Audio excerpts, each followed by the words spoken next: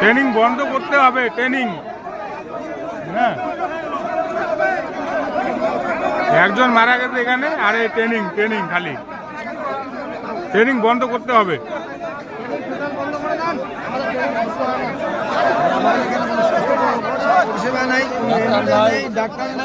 স্বাস্থ্য সেবা নাই, অ্যাম্বুলেন্স নাই, ডাক্তার নাই, মারা যাবে বারবার। আর এই ট্রেনিং বন্ধ করতে হবে।